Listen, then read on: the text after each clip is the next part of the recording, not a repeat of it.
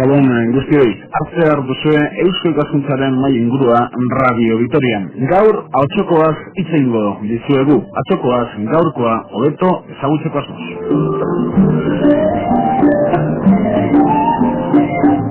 Muy buenas noches y bienvenidos a una nueva tertulia de Eusko Ikaskuntza, Sociedad de Estudios Vascos en Radio Vitoria. Hoy les ponemos encima de la mesa el siguiente tema, Cabriana y los inicios de la arqueología científica en el País Vasco. Como saben, cada fin de semana con un tema diferente en los estudios de Radio Vitoria con diferentes invitados. Hoy en concreto, a mi derecha, Idoia Filloy Niva, arqueóloga especialista en el mundo funerario de la Edad de Hierro y época romana. Idoia, Gabón, muy buenas noches. Gabón, buenas noches. A mi izquierda, también en Vitoria-Gasteiz, Eliseo Gil Zubillaga, arqueólogo, investiga sobre el instrumental metálico de la protohistoria y antigüedad.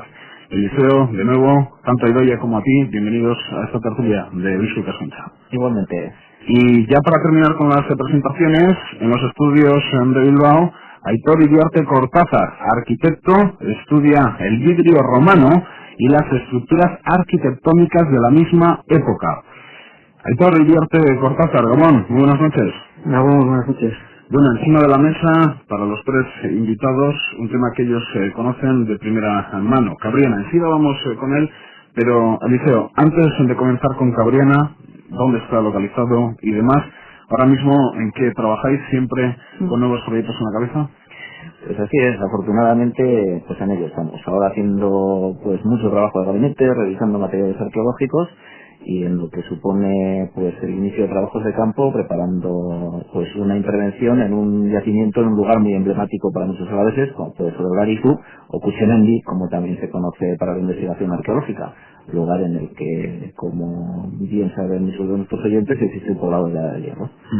Vivimos buenos tiempos para los arqueólogos en cuanto a sensibilidad de ciudadanos e instituciones. Bien, yo creo que es como siempre un panorama con luces y sombras, ¿no? Evidentemente vamos hacia adelante, tenemos un marco legal pues que permite un ejercicio normalizado de la arqueología. La arqueología de gestión, ya mucho mejor que la arqueología de urgencia, se considera yo creo que una actividad normalizada. Pues tanto los promotores como la gente en general ya cada vez está más acostumbrada a nuestros servicios, a nuestra presencia.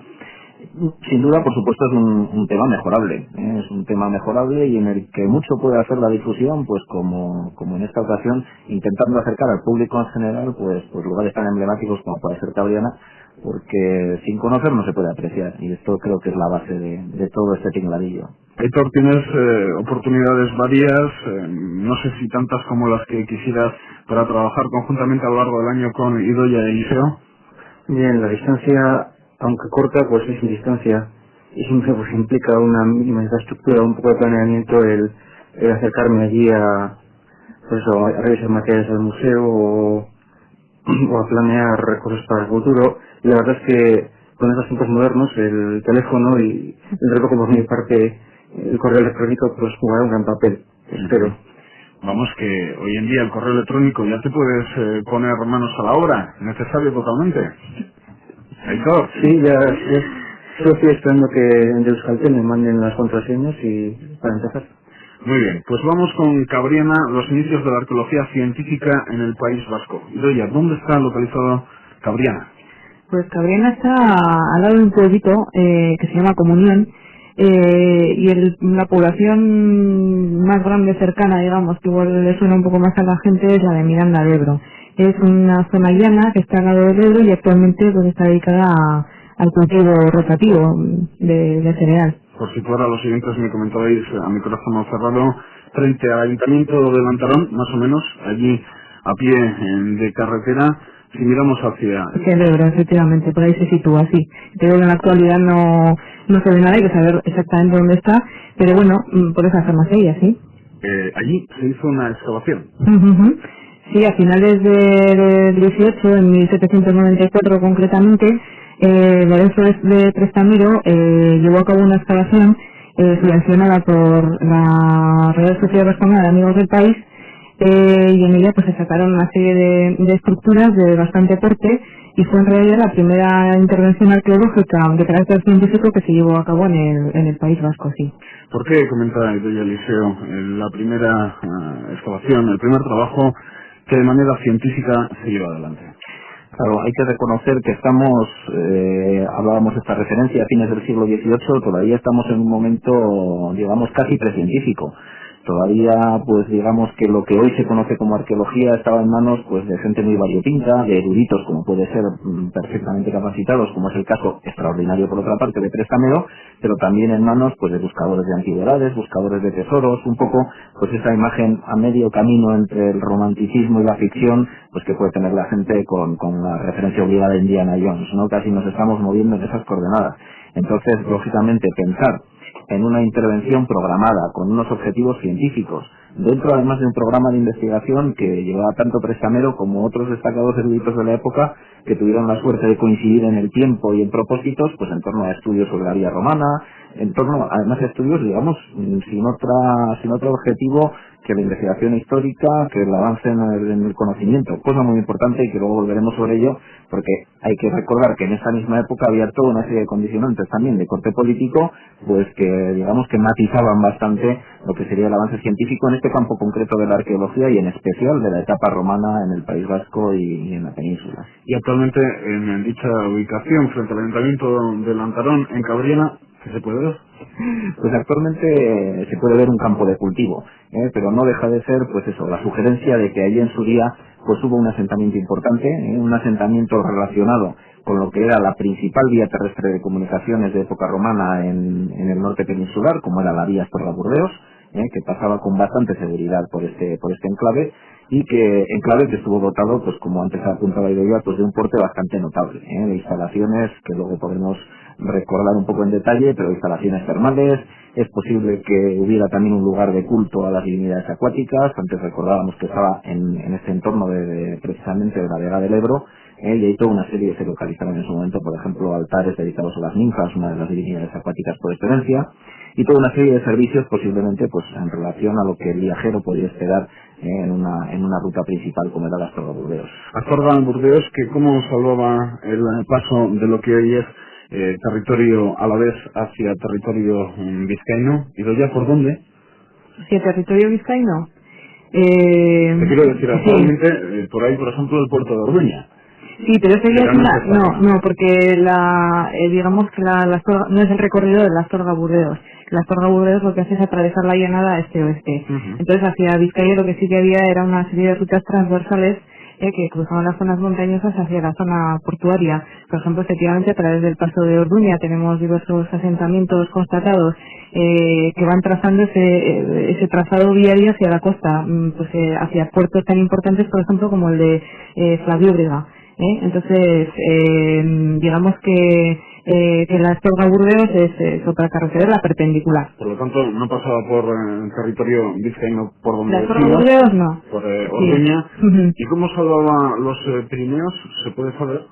Pues sí, en la zona pirenaica se sabe que lo salvaba porque hay una mansión mencionada en los itinerarios antiguos, que es la de Imus Pirineus, la de Sumus Pirineos. Entonces se sabe más o menos el punto por donde atraviesa. Evidentemente era una zona en la que los Pirineos eran más accesibles, ¿no? Que es como en la actualidad, evidentemente. Hoy en día Pirineo Navarro. San Jean de Piedeport, concretamente, sí. Alto de Bañeta, por supuesto. Que en Navarra sería actualmente Valcarlos, más o menos esa zona, Roncesvalles y demás. Efectivamente. Bueno, Aitor, ¿qué es lo que te llama la atención sobremanera en este yacimiento que hoy recuperamos para Antena? Y luego hablaremos también de cara al futuro si se puede trabajar, que me imagino que sí, con materiales, en recoger dónde está toda la investigación realizada en aquellos momentos. Recuerden, 1794. ¿Qué es lo que te llama la atención de Cabriana, Aitor? Cabriana es un yacimiento, por su nombre, un edificio atípico. Más o menos se puede decir que medía pues 50 metros de lado, o quizá no llegara por alguna, no es un cuadrado perfecto. La pena es que la planta, aunque seguramente casi se puede recuperar completa, hay que recomponerla entre los planos que se levantaron. Otro dato más a favor del carácter científico de la excavación del Tristanero, de su excavación, y luego los datos los planos que se excavaron y se levantaron de la excavación del Orza en los años 70, la reexcavación de gran parte. Entonces, aunque se habla de ella muchas veces como una vila, es decir, una residencia agrícola de un terrateniente rico, pues no se corresponde para nada con ese tipo con los planos que se conservan normalmente en ese tipo de edificios. Y sí tiene otras características, por ejemplo, unos estanques desproporcionados ornamentales, no hay un patio central, hay un pequeño patio que parece que está de protección, en lugar de estar rodeado de edificaciones como es en una vivienda, y luego pues hay una repetición de una serie de habitaciones que se pueden entender como dormitorios, como pueden ser los dormitorios de un hotel. Parece eso, un hotel, hay todo. Sí, es que no hay ninguna instalación de tipo agrícola, ni ningún resto de tipo agrícola que aparecen sistemáticamente en todas estas grandes granjas, digamos, con sus apartamentos de lujo. Me ibas a decir, no es que parezca un hotel, es que sería un hotel de la época. Sí, un hotel, una mansión es un lugar donde los viajeros, al cabo de la jornada de un día, en los medios de la época, que es un carro, en el mejor de los casos, un caballo más rápido, pueden descansar y encontrarse con ciertas comodidades, como darse un baño o dormir, por supuesto, viajeros con dinero, e incluso pues los gozaban de un documento oficial que les daba, sobre todo en época de la época imperial, que les daba licencia para usar los transportes públicos, los alojamientos, los caballos, todo ese tipo de cosas. Estamos hablando, eso sí, el siglo I después de Cristo. Bien, pero dura hasta el cuarto, con remodelaciones. Por ejemplo, los estanques parece que desaparecen quizá en el siglo III, pero al final, en esa época, a fines del 3, principios del 4, se añaden nuevos dormitorios, algunos con mosaicos, y los nuevos mosaicos más espectaculares que han aparecido, luego hablaremos de ellos. Así que es un crecimiento de una vida muy larga. Bien, pues un edificio, estamos acotando desde luego el tema. Yo, Eliseo Idoia, os comentaba a micrófono cerrado, bueno, es para situarnos un poco en lo que pueden ser las vías y cómo también han pasado términos a nuestros días que tienen que ver con parada de viajeros, ventas de Armentia o la venta fría en la zona entre Guipúzcoa y Álava, en el Alto de Arlabán, algo así, parada, lugar de descanso. Parada y fonda, efectivamente, sí, es un símil pues bastante acertado, ¿no? Un poco las cosas que adelantaba Aitor, todas esas infraestructuras que permitían pues que un viaje pues fuera cómodo, y que con un cierto nivel económico, con una disposición oficial, pues se pudiera gozar de estas, precisamente, ¿no?, de este tipo de servicios, vamos a decir, de servicios de carácter casi público, en el trazado diario. En esa vía, Astorga-Burdeos, ¿qué movimiento de personal, qué movimiento de mercancías existía en la época? Pues hemos de suponer que mucho, o sea, mucho y con mercancías muy variadas, ¿no? Se transportaban. Porque preguntas cada cosa, no, algo así. Sí, algo así. Efectivamente, perdón, hay que tener en cuenta que por la vía saldrían los productos que se producían en la zona, como podría ser el cereal, un producto estratégico de primer orden en todas las épocas, y por otra parte se tenía acceso a mercancías producidas en otras zonas del imperio, pues de todo tipo, de tipo cerámico, vítreo, etcétera. Aquí llegaba un poco de todo y ello llegaba a través de las vías de comunicación que funcionaban muy bien en época romana. ¿Y medio de locomoción? Pues medio de locomoción, nos podemos imaginar andando y con carretas a caballo, los medios de la época, evidentemente, muchas mercancías en carreta en esta zona, claro, porque luego hay que recordar que hay una importantísima navegación por la que se traían también productos muy alejados, pues a través pues de rutas de cabotaje, utilizando todo el sistema portuario que jalona la costa atlántica y cantábrica, pues llegaban también a través de esas rutas perpendiculares. Hemos dicho que tenían acceso, que permitían el acceso al interior de nuestro territorio desde la costa, pues llegaban muchas mercancías también. ¿Se te viene a la cabeza, Eliseo, alguna otra parada y fonda en esta vía? Sin duda, no hemos adelantado un poco la identificación. Nosotros pensamos que Cabriana tiene muchas posibilidades de ser precisamente una de estas mansiones que a través de los itinerarios de la antigüedad se nos han conservado el nombre. Pensamos que podría ser de Óbriga, pero tenemos bastantes otras. Curiosamente, en el territorio de Alavés ocurrió un fenómeno un poco, pues bastante semejante, salvando las distancias, al que tenemos en la actualidad, ¿no? Que hay una concentración bastante importante de núcleos de población precisamente en el trazado viario principal, que como fue en época romana la Astorga-Burdeos, en la actualidad lo es la N1. Pues más o menos se repite esa superabundancia, digamos, de localidades. Entonces tenemos otras mansiones tan importantes, evidentemente, como puede ser Iruña, la antigua Velella, que sería un poco la que ejercería, además, pues con unas funciones de capitalidad, vamos a decir entre comillas, de un territorio relativamente amplio. Tendría sus paradas y fondas alrededor también, como ocurre actualmente. Efectivamente, hay toda una serie de enclaves importantes en su alrededor. Recientemente hemos descubierto lo que podría ser, pues probablemente una villa suburbana, es decir, que estaría en las inmediaciones de esa gran ciudad. Estamos hablando en el caso concreto de los alrededores de Ariñez, donde, como te decía, pues recientemente Félix Murga, un conocido prospector, que ha aportado, digamos, no solo para época romana, sino para muchísimas otras, pues un gran elenco de yacimientos arqueológicos, pues descubrió aquí hace pues 4 o 5 años un nuevo yacimiento dotado, pues de lo que comentábamos antes, infraestructuras, incluso también posibles instalaciones termales. Estaríamos hablando eso, ¿no? En la órbita de lo que sería el núcleo urbano, un asentamiento suburbano como pudo ser que comentábamos de Ariñez. Pero hay muchas otras localidades también en el trazado de la calzada. Está también el caso de Sudesatio, en los alrededores de Vitoria, que pudo compartir solar entre Salvatierra-Vide y la propia Arcaya. Tenemos también en las afueras de Alegría de Ulanchi, otra de las posibles mansiones del itinerario, concretamente la de Tulonio, y casi ya al final de lo que hoy es territorio alavés, en San Román de San Millán, pues la última de las mansiones en territorio alavés, que sería Alba.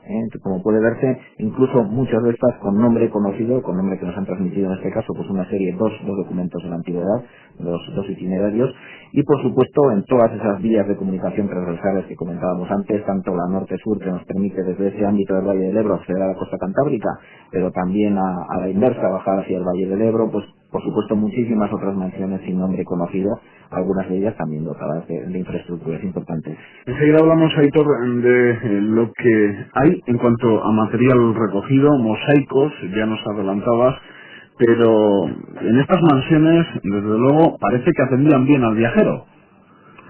Bueno, la verdad es que solo se nos conservan los edificios y digamos la basura que tiraban.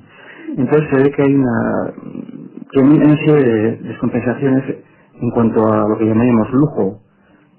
Temas, bueno, dejando aparte Iruña, que es una ciudad, pues en Alba, por ejemplo, pues no encontramos ningún mosaico. Parece que había un gran edificio termal hecho de sillería, con bóvedas, pero parece que los suelos eran simplemente de mortero. Y digo esto porque un mosaico, aunque sea destruido, pues deja los cubitos de piedra que está compuesto de teselas y siguen encontrando por ahí durante miles de años. Pero Cabrera el elenco de mosaicos más importante que se ha descubierto nunca en el territorio alavés. Vamos, era una buena parada y fonda, ¿consideras? Sí, seguramente, por lo que sabemos, la mejor, la más lujosa, con paredes pintadas y muchos suelos de mosaico, algunos de los cuales ya se habían perdido para cuando los excavó Gestamero, otros pues habían desaparecido para cuando los excavó el Orfa, y otros estaban en muy mal estado.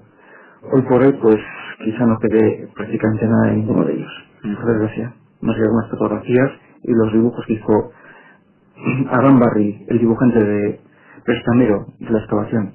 Si se afronta una nueva excavación, ¿tendrías alguna esperanza, Idoia?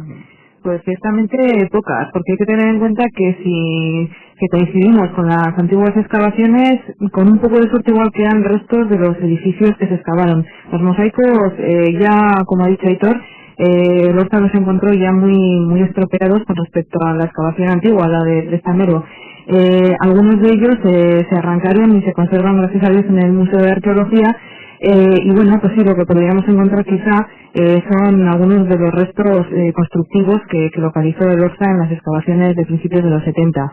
Evidentemente el Orza extrajo todo el material arqueológico mueble, digamos las cerámicas, vidrios, etcétera, esas sí que se extrajeron, están en la actualidad depositadas en el Museo de Arqueología y es lo que nosotros hemos podido estudiar directamente. Y bueno, otra cosa sería pues intentar ver si el edificio tenía algo más de lo que se conoce a través de los datos de estas antiguas excavaciones. En todo caso, creo que sinceramente no merecería mucho la pena invertir en esa excavación. Además hay que tener en cuenta que bueno, que en la actualidad se está sometiendo al continuo labor agrícola y eso afecta mucho a las estructuras arqueológicas, y además por las fotos que poseemos de las excavaciones de los 70 puede verse claramente que no estaban a mucha profundidad los restos estructurales, con lo cual es muy posible que poquito quede. Algo queda porque recientemente hemos hecho un estudio de carácter geofísico y con georranas, creo que ha sido, ¿no? Liceo. Y bueno, sí que parece que se conserva algo, pero es posible esté, vamos, a nivel muy de cimentación. Bueno, por acotar también personas y fechas que han aparecido a lo largo de lo dicho hasta ahora, Eliseo, ¿quién era Lorenzo de Prestamero y Elorza? Pues mira, tenemos Lorenzo de Prestamero, es una figura emblemática por muchos motivos. Antes adelantábamos un poco pues ese carácter de pionero que tiene en sus investigaciones. Hace 200 años. Efectivamente, hay que situarse en esa referencia cronológica. Este hombre nació en Peñacerrada, llevó a cabo estudios eclesiásticos, era canónigo, llegó a ser de esta localidad, y luego por su cargo apareció en Vitoria. Era un hombre con preocupaciones eruditas pues amplísimas. Fue miembro de la Real Academia de la Historia. Fue miembro destacado de la Real Sociedad Vascongada de Amigos del País. De hecho, precisamente cuando esta sociedad traslada su sede a Vitoria, pues este hombre todavía incrementa de alguna forma más su participación. Pasa a desempeñar cargos tales como vicesecretario de la misma, archivero, y participaba no solo en cuestiones de carácter histórico o arqueológico como estas que estamos mencionando, trabajaba también pues, sobre temas sobre educación en agricultura. Hay que recordar un poco el ambiente en el que estamos moviéndonos, pues la introducción de la ilustración en definitiva en nuestro país. En ese sentido, pues ahí podemos encajar en esas coordenadas la figura de Prestamero y citar pues un poco también algunas de sus preocupaciones científicas y en el campo arqueológico, como pudo ser este trabajo emblemático, la excavación en la villa de Cabriana, pero también estudios pues en general sobre lo que sería el trazado precisamente de la vía romana, estudios sobre numismática, sobre epigrafía, es decir, era realmente, quizás la palabra que mejor lo define es un erudito. ¿Existía por aquel entonces la imagen de arqueólogo? No, arqueólogos como tales, digamos que hay que avanzar en el tiempo ya más, y casi digamos que nuestro país es un poco quienes primero rompen un poco lo que sería el fuego ya de lo que sería la dedicación científica, son incluso los prehistoriadores, de tal forma que digamos que Prestamero fue pues doblemente pionero en ese terreno. Hay que recordar que, por ejemplo, pionero en Álava, desde luego, por supuesto, en Álava, en el País Vasco y en un ámbito geográfico relativamente importante. Y hay que recordar que por ejemplo, descubrimientos tan emblemáticos como puede ser el del Dolmen de Guilas, que se consideran, de hecho es así, es el arranque de la arqueología prehistórica para el País Vasco, es posterior a Prestamero. Creo que estamos hablando de 1832 o así, si la memoria no me falla, es decir, en ese sentido, de hecho para esas fechas hay un dato muy bonito, para esas fechas Prestamero ya había fallecido, y todavía pues cuando se descubre en una mejora en lo que se llamaba antes el camino de Vitoria-Pamplona, estamos otra vez en la calzada Sorga-Burdeos, en la N1, es en el eje de comunicaciones principal de nuestro territorio. Es en esas circunstancias, pues buscando piedra, unos obreros encuentran el Dolmen de Guilas. Y el diputado general de Álava manda un informe a la Real Academia de la Historia y se acuerda todavía, dice, qué pena que haya fallecido Prestamero, que era quien sabía de estas cosas y cómo organizarse, ¿no? Es decir, hay que reconocer en ese sentido que Prestamero tuvo pues una importancia notable, aunque también hay que recalcar que apenas tuvo continuadores, es decir, es un pionero y casi un único. Y luego vacío a lo largo de los años, décadas incluso, pues casi un vacío de siglos en este caso tenemos, ¿no? Porque prácticamente digamos que los siguientes trabajos científicos en lo que sería arqueología de campo de época romana, pues casi son ya en 1900, cuando Verástegui excava uno de los sectores de la ciudad de Iruña, y a partir de ahí ya es en el siglo XX cuando realmente se hacen las intervenciones conocidas, ¿no? La continuación de las excavaciones en Iruña por parte de Nieto, los trabajos que mencionábamos de la reexcavación de Cabriana por parte de Lorza, sobre el que volveremos ahorita mismo, y pues prácticamente así estamos hasta que muy recientemente ya esto se convierte ya en una programación, en un programa ya detallado. Y hablábamos del ORZA, pues el ORZA es un investigador que precisamente trabaja en nuestro territorio en torno a los años 60, 70, tiene un trabajo importantísimo también coincidiendo en este sentido con Prestamero, con lo que serían las cuestiones de numismática y las cuestiones de epigrafía. De hecho, pues el catálogo por excelencia que todavía se utiliza es su ensayo topográfico de epigrafía romano-alavesa, precisamente así con ese largo título. Pues ¿Recupera de alguna manera el trabajo realizado por Prestamero? por supuesto, todas las referencias que se conocían a partir de Prestamero quedan incorporadas en este nuevo catálogo, y lo que hace es una puesta al día de todas las inscripciones de época romana, conjuntándolas ya en un estudio científico, en un estudio moderno. Y este investigador, durante su etapa de trabajo de campo, rescava, digamos, Cabriana, un poco pues buscando esos datos que había aportado Prestamero pues sobre la aparición de los mosaicos y demás, pues ve un poco las posibilidades del lugar, y entre 1970 y 1972 es cuando se produce, digamos, esa reexcavación del asentamiento de Cabriana. Sin embargo, Aitor no es el único personaje que va a aparecer en antena, aparte de el ORZA ya en la década de los 70, porque nos hablabas de algún alemán. Sí, bueno, el famoso científico alemán Alexander von Humboldt conocía a Prestamero personalmente, y parece ser que estuvo presente en parte de las excavaciones de Cabriana. Y gracias a él nos ha llegado un dato muy interesante. Y bueno, voy a recapitular. El ORZA, cuando redescubrió los mosaicos, había dos mosaicos con escenas figuradas, uno que representaba a Diana Cazadora y otro que representaba las cuatro estaciones. Le llamó la atención que, aparte de los daños habituales de arado y demás, las escenas figuradas, con las figuras de los mosaicos, estaban casi destruidas, mucho más destruidas que el resto del mosaico. Entonces Humboldt nos da la explicación y nos dice que Prestamero intentó arrancar las partes figuradas de los mosaicos, pero con el único resultado de que se les destruyeron entre las manos. Ya la calidad del mosaico, por lo tanto, pues pasados los años, era escasa por aquel entonces. Precisamente tengo una publicación sobre la mesa que me la deja Eliseo. Esta reproducción que vemos de este mosaico, ¿cómo es posible realizar esta reproducción y ver esta imagen actualmente? Pues afortunadamente, dentro de lo que sería esa programación de trabajo de campo que se hizo Prestamero, recalquémoslo otra vez, financiada por la Real Sociedad Vascongada de Negocios del País, contó también con un ilustrador, concretamente Valentín de Lambarri, que trabajaba pues por esa época, creo que en una escuela de dibujo que tenía la Vascongada, y quien se encargó de llevar a cabo lo que es el levantamiento planimétrico de las estructuras que localizó Prestamero en la excavación, y además pues acuarelas sobre los sucesivos mosaicos que puso al descubierto este hombre, cuando lógicamente se encontraban en el mejor de los estados. Por eso, aunque con unas ligeras idealizaciones pues propias de las representaciones de fines del siglo XVIII, pues podemos hacernos una idea bastante ajustada de cómo era todo ese programa musivario pues en el mejor de los momentos, tal y como lo pudo ver Prestamero. Tenemos ahí pues toda una serie de mosaicos, fundamentalmente geométricos, pero también pues algunos tan emblemáticos como los que mencionaba Aitor. Suelo y paredes. En este caso son todos pavimentos de suelo, y lo que sí que tenemos constancia de la decoración de las paredes es que estaban paredes y techos decoradas con pintura mural.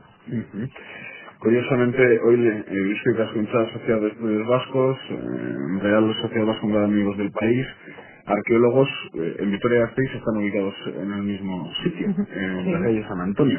Pero la Real Sociedad Vascongada de Amigos del País, era habitual que asociaciones, instituciones de este tipo cultural fueran los que llevaran a cabo estas iniciativas. Pues no, o sea, puntualmente como en este caso, pero vamos, tampoco son muchas las excavaciones que se hicieron en la época. Evidentemente las pocas que se hacían sí, pero que no era una actividad habitual tampoco.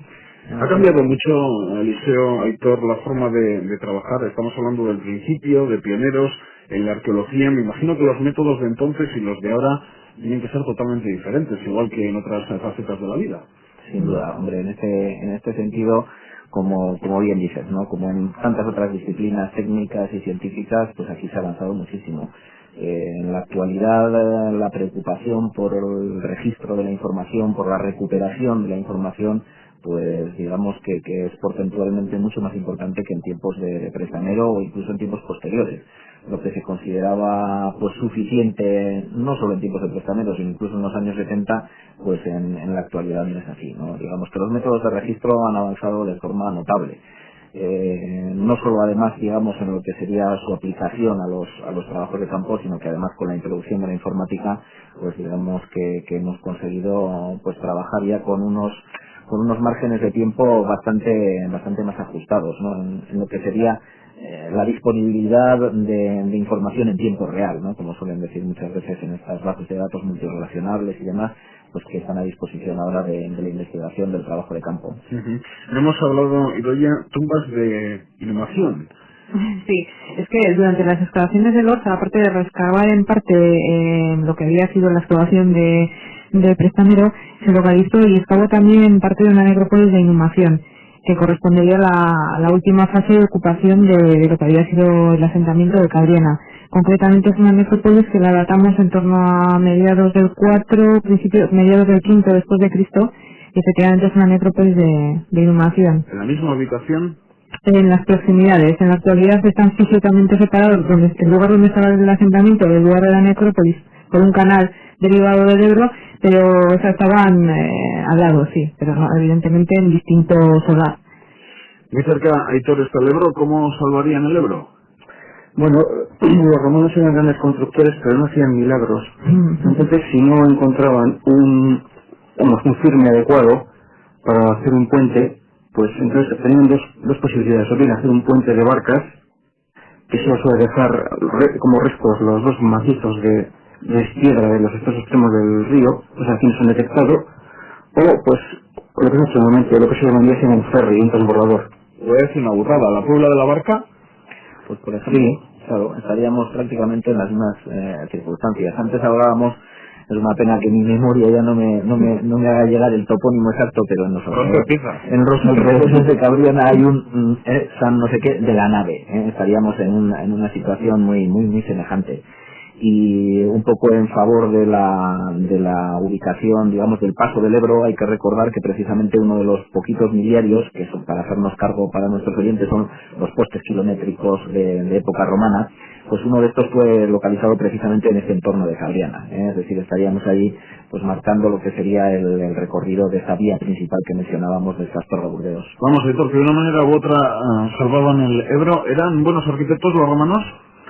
Sí, pero un poco como hoy en día, si el comitente era oficial o muy rico, pues entonces el edificio era mejor. Si el presupuesto no era muy bueno, pues el edificio era malo, y pues con eso van dejando los restos. En este caso, pues hay que decir que como hoy en día también los romanos daban mucha predominancia a la apariencia.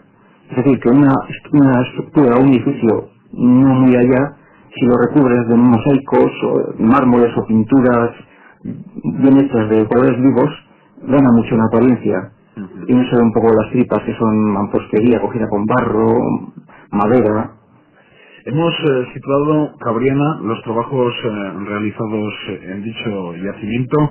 Actualmente, Idoia, ¿qué material tenéis y qué queréis afrontar con dicho material? Al fin y al cabo también, ¿por qué lo recuperáis? Todo ello hoy para la sintonía de Radio Vitoria, para nuestros oyentes, y que la opinión pública conozca que eso está ahí. Pero, ¿cómo vais a trabajar con ese material y qué material tenéis pues, físicamente presente? Sí, bueno, en realidad no es que nos vayamos a poner con ello, es que ya es un trabajo que lo tenemos prácticamente concluido, ¿no?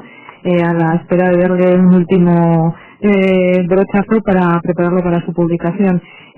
Lo que físicamente hay en la actualidad son una serie de cajas de materiales muebles, de cerámicas, vidrios, metales, etcétera, que están depositados en el Museo de Arqueología. No recuerdo exactamente el número de cajas, pero son bastantes, y bueno, lo que hemos hecho con ellas es estudiar, catalogar todos los materiales, dibujarlos, estudiarlos en definitiva, y aparte de ello también pues con todos los restos arquitectónicos y los datos que tenemos de planos, tanto a través de las acuarelas de Valentina de Arambardi, como de una serie de planos que tuvimos la oportunidad de rescatar de las excavaciones del Orza, pues hemos hecho una propuesta de reconstrucción de cómo serían las instalaciones del edificio en época romana.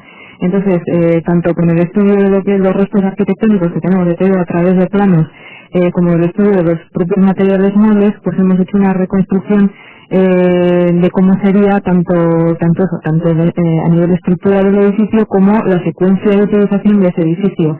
y todos los materiales asociados a ella. Y hemos encontrado otros datos tan interesantes, pues como la presencia de importaciones de cerámicas en época alta imperial, o sea, en torno a mediados del siglo I después de Cristo, desde Italia y del sur de las Galias, y también del sur de las Galias en época tardorromana.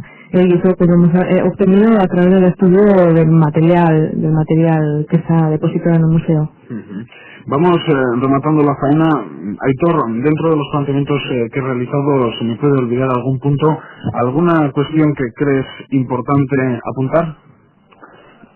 Bueno, un poco quizás sería curioso lo que se hablaba antes de las metodologías de Tristano y de Calamorel. Se nota que iban buscando hacer un plano del edificio, pero sin excavarlo todo, que es costoso y caro. Entonces iban buscando puntos claves, los mosaicos, y se ve comparándolo con el plano de la restauración del Orza, dos cosas. Uno, que habían simplificado muchos ambientes, se habían perdido curvas, porque eso habían encontrado un muro y habían extrapolado de una forma cuadrada o rectangular. Y segundo, que no había profundizado, afortunadamente, porque en la restauración del Orza se pudieron no guardar ningún material, se pudieron recuperar los materiales que se había dejado en los estratos intactos Prestameo, en el fondo de los sótanos, de los estanques ornamentales, y un poco nos dan la idea de, aunque no haya un reto escrito de cómo trabaja Prestameo, de qué método utilizaba. No obstante, hay que decir que en un pequeño escrito que se conserva probablemente de él, referente a la excavación de las termas, sí que hace mención a materiales, cosa también muy pionera en su época. Habla del resto de animales, identificándolos, aunque sea de forma sucinta, y de las monedas que le salieron entonces allí. Termas romanas, lo mismo que te planteaba antes, Eliseo, en otros puntos del territorio alavés también se me ocurre Arcaya, ¿no? Por supuesto. Y prácticamente en todas las localidades que hemos mencionado antes. La propia Iruña tiene al menos dos instalaciones, restos de dos instalaciones termales.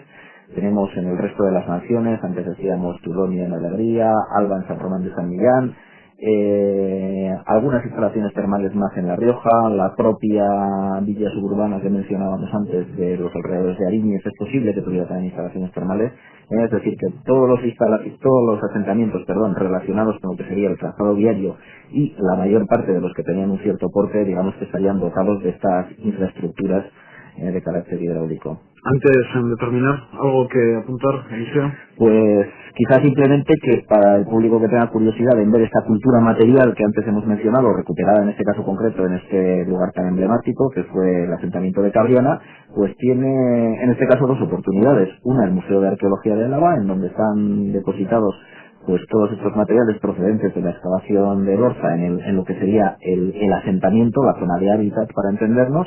Una selección de los mismos está precisamente expuesta, lo mejor, lo que se conserva en mejor estado de conservación. Y la segunda oportunidad es acercarse al Museo de Burgos, donde están expuestos los materiales recuperados en la excavación de la necrópolis. Antes mencionábamos que por ese tema administrativo, pues en la actualidad este yacimiento está dividido en dos comunidades autónomas. Pues tenemos 10 minutos. Les voy a meter en un fregado, dejando a un lado Cabriana, y es hablar un poco del futuro de la arqueología en Álava. Yo no sé si desde Vizcaya, Aitor, se mira con cierta envidia al caso alavés por aquello del Museo de Arqueología, la infraestructura creada y de cara al futuro también una nueva ubicación para un Museo de Arqueología en la capital alavesa. Supongo que sí. Yo no es que tenga mucho contacto con la arqueología vizcaína, toda mi actividad se vuelca en Alavesa, pero evidentemente el problema, el museo el histórico de Vizcaya tiene un problema de desarrollo tremendo y es comprensible porque concentra varios museos en uno, museo de armería. No hay un museo de arqueología como tal. No hay uno como tal. Entonces, pues, el edificio no lo va a hacer así como le pasa al Museo de Arqueología de Álava, que afortunadamente ahora va a contar con una nueva sede, esperamos que en un plazo breve de tiempo, razonablemente. A eso iba, Eliseo se queda pequeño y se traslada a la calle Cuchillería. Ha hecho un servicio, desde luego el Palacio de los Guevara, si no me equivoco, y ese traslado. ¿Cómo se vive en el mundillo, Idoia, ese traslado? ¿Qué va a suponer para la arqueología? Pues con muchas ganas, evidentemente. O sea, hay un hecho cierto y es que es absolutamente necesario. Hay muchísimos fondos que están guardados porque no se pueden exponer, no hay sitio. Es un edificio que se hunde hace no sé si fue 3 años o algo así, pues eso, hubo que apuntalarlo porque había un problema de hundimiento serio. Los materiales epigráficos, las piedras, tienen que estar en la planta baja porque si no por su peso pues acelerarían el proceso. Bonito sí, pero malos accesos. Eso, bonito tiene su encanto evidentemente, pero exacto, accesos no tiene para minusválidos ni nada, no tiene las condiciones que actualmente se requieren para un lugar de este tipo y es absolutamente necesario. Hay que tener en cuenta que la arqueología, los materiales arqueológicos son un bien patrimonial de todos a los que es necesario custodiar, perdón, y hay que tenerlos en condiciones. Y evidentemente un museo nuevo, aparte de la exposición de esos fondos que es necesario presentarlos ya al público, está también pues todas las instalaciones necesarias de que hay que dotar en la actualidad a un museo, pues hablas de conferencias, de reuniones, laboratorios, etcétera. Efectivamente hace falta. En la calle Cuchillería, como decíamos, Eliseo, cerquita de lo que va a ser el Museo de Arte Contemporáneo y más cerca todavía del Museo de Naipes. Esa concentración de museos, pero en edificios independientes, adecuada. Pues sí, ¿por qué no? Yo creo que en este sentido pueden ejercer un efecto multiplicador. El propio pues casco histórico de Vitoria, pues con todas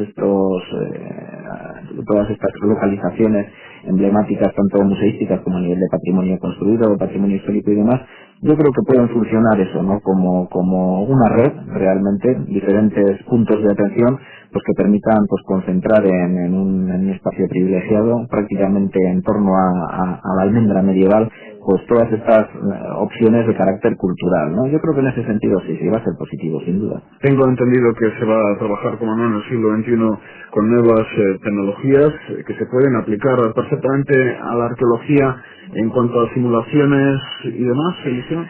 Sin duda, en este campo pues estamos dando pasos muy importantes, yo creo, en el acceso a lo que dices, ¿no? A posibilidades, pues por ejemplo, todo lo que supone las reconstrucciones virtuales, ¿eh? Antes hablábamos aquí, pues desde el punto de vista científico, pues lo que supone la reconstrucción, en este caso, o propuestas de reconstrucción del edificio, hablábamos antes de Cabriana, de su secuencia de ocupación histórica. Todo esto en la actualidad se puede, digamos, volcar a esos nuevos medios de difusión, a esos nuevos soportes que son, pues en definitiva, pues la realidad virtual a través del soporte informático. Bañarte prácticamente. Sin duda, lo que decíamos, la realidad virtual, a ver si a lo largo de este siglo pues se desarrollan todas esas técnicas de forma que nos permitan, a través de los datos que se obtienen en la investigación, pues llegar a tener incluso pues sensaciones pues de ese estilo, ¿no? Olfativas, tácticas. Sí, a los paisajes que se recrean en los juegos de PlayStation, ¿no? Pues eso les das los datos para que te hagan la reconstrucción en un edificio de época romana o de cualquier otra época y fíjate, si no, la posibilidad ahí está, los medios ya están desarrollados. Héctor, no soy el más adecuado para indicarte esto porque a mí también la informática me da un poco miedo, pero lo del correo electrónico, arréglalo cuanto antes. Sí, sin duda. El caso es que el trabajo, nos decías, tiene que ver mucho con el trabajo que se hace en Álava. De cara al verano, ¿tienes ya algún plan, Aitor? Pues sí, sacando estudio atrasado para poner al día, porque se va acumulando los materiales, todo el cristal, saliendo, aparte de montones de otras cosas en línea, pues están saliendo lógicamente montones de fragmentos de recipiente de cristal, como vamos, a gran distancia de yacimiento más grande que los que haya podido ganar, como Arcayo o este propio Cabriana. Y eso, pues bueno, no conviene dejarlo que se vaya atrasando. Volcar todo lo encontrado, yacimientos y demás importantes, La Hoya, Iruña, Velella, otros, este mismo que hoy hemos tenido en antena. En tu opinión, Eliseo, con pequeños centros de interpretación en esos yacimientos importantes o volcarlo todo al Museo de Arqueología, ¿hacia dónde deberían de ir estos temas? Pues pertinentemente plantear esa pregunta, yo creo que hacia las dos opciones que planteas. Sin duda hay que reforzar lo que sería el Museo de Arqueología de Álava y yo creo que precisamente las instituciones van en esa línea, con esa nueva ubicación y con esa posibilidad de ya poder ofertar lo que sería un discurso histórico sin las limitaciones que supone el edificio actual, pues hablábamos antes de la posibilidad de aplicar nuevas tecnologías, pero digamos que incluso la posibilidad museográfica que abre pues el tener 3.000 metros cuadrados, creo que se mencionaba, si la memoria no me falla, para esta nueva ubicación del Museo de Arqueología de Álava, pues va a permitir, digamos, un discurso ya sin ese tipo de cortapisas, un discurso pues acercándonos a todos los periodos históricos, a las novedades de la investigación arqueológica. Y por otra parte hablabas de las aulas arqueológicas, un poco un tema pues que está muy vigente, pues que por poner un ejemplo muy cercano, en el caso de la comunidad de Castilla y León, pues tenemos prácticamente en los principales enclaves arqueológicos este tipo de instalaciones. Yo creo que son perfectamente complementarias. Como lo de la olla, pero en condiciones. Efectivamente. Como debe de ser así y debe de ser complementándose todo dentro de un mismo discurso, efectivamente. ¿Qué ha sucedido en la olla? ¿Cuál es el problema de ese edificio que de alguna manera comenzó a ser pionero y que está en un estado lamentable? Bueno, en la actualidad yo creo que se están poniendo un poquito ya en el camino, digamos, de solucionar este tema. Hay un problema, por un lado, de diseño del propio edificio. Digamos que los profesionales de la arquitectura, y hoy he hecho la pelota al campo de editor, tendrán mucho que decir, pero yo creo que hay un problema de entrada de diseño, ¿no? Digamos que las condiciones de la Rioja Alavesa son lo suficientemente extremosas como para que haya que tentarse la ropa a la hora de diseñar un contenedor, digamos, para materiales arqueológicos, como puede ser el caso, digamos, de este emplazamiento. A partir de ahí, pues tendríamos también lo que es el propio yacimiento arqueológico, que tiene un problema de conservación importante, porque, pues bueno, digamos que en lo que serían las líneas de investigación y de intervención sobre yacimientos de los años 70 e incluso principios de los 80, pues no se consideraba prioritario lo que sería la consolidación de estructuras, cosa que ahora pues ya se lleva, digamos, a rajatabla. Es un poco tanto la política oficial como lo que los equipos de investigación pues que estamos en ello, pues digamos que se trata, digamos, de una línea de futuro y de una forma de actuar que pensamos que es absolutamente necesaria, Y es un poco lo que se está haciendo, digamos, en paralelo al proceso de la investigación en el caso de Iruña y lo que estamos iniciando desde el año 99 en el caso de La Hoya. En este caso no hay intervención arqueológica, pero sí que hay consolidación de estructuras, de forma que en un plazo de tiempo razonable podamos tener lo que son, digamos, la parte de estructuras arquitectónicas que se obtuvieron en las excavaciones de este importante enclave, pues en condiciones óptimas para su visita, para su musealización y demás. De los parques naturales, Idoia se ha hecho un atractivo turístico para nuestro territorio. Vosotros en el trabajo del día a día me imagino que os planteéis, bueno, pues nosotros también creemos que la riqueza arqueológica que tiene este territorio de alguna manera se puede explotar no solo para los visitantes, para los turistas, sino para los de casa, ¿no? No, efectivamente. Cierto es que hay que potenciar determinados yacimientos. No todos los yacimientos que se excavan son exponibles al público, pues porque no serían comprensibles o porque no tienen la suficiente entidad. Pero yacimientos como Iruña o La Hoya, efectivamente tienen un potencial a nivel de atractivo turístico muy importante. Ahora hay que ponerlos en condiciones para que ese atractivo sea real y se ejerza. Entonces, efectivamente, estamos en ello. Eso tiene que salir adelante porque se ve en muchas otras zonas de Europa y tienen un gancho para el turista local y para el turista foráneo que efectivamente actúa y sin ir tan lejos, Eliseo también, otras comunidades cercanas, Castilla y León, ¿apuntabas? Castilla y León ha apostado desde luego por los yacimientos arqueológicos como puntos de interés dentro de lo que sería esa política de turismo, de potenciación cultural. Y yo creo que tiene que es una idea importante, que tiene una potencialidad también para los propios lugares, ¿no? Muchas veces se ve solo, digamos, lo que es la llegada de público de consumo, por decirlo de una forma muy tajante, ¿no? ¿Cuántos y cuánto gastan? Efectivamente, pero hay que tener en cuenta que para los propios lugares en los que se encuentran enclavados estos yacimientos arqueológicos, como pueden ser esas localidades del mundo rural, pues también tienen un papel importante. Digamos que son los primeros que se tienen que creer que tienen un patrimonio importante, que aquello tiene un valor no solo crematístico, sino que tiene un valor histórico como identidad, y que luego todo lo demás va consigo. Antes hemos mencionado algunos de estos puntos, pero en realidad son como un triángulo. Tendríamos por una parte el público, por otro lado las poblaciones locales en las que existen estos elementos de patrimonio, en este caso arqueológico, pero que puede ser también histórico, cultural o de cualquier otra naturaleza, y luego estaría la propia conservación de ese patrimonio. A lo que se iría es un poco pues haciendo un símil con otras cuestiones que están ahora muy en boga, en este caso hacia una arqueología sostenible. Expresión que no es mía, no me voy a poner yo el europeo, se lo hemos oído reiteradamente a Amelia Valdeón. Pero creo que esto es un políticamente es muy correcto lo de sostenible. Creo que es la línea hacia la que profesionales de la arqueología profesionales del patrimonio público en general e instituciones debemos avanzar. Pues Aitor Iriarte Cortázar, agradecerte más que nunca tu presencia en nuestros estudios en Bilbao. Muchas gracias, Aitor, y suerte para el futuro. Gracias, igualmente.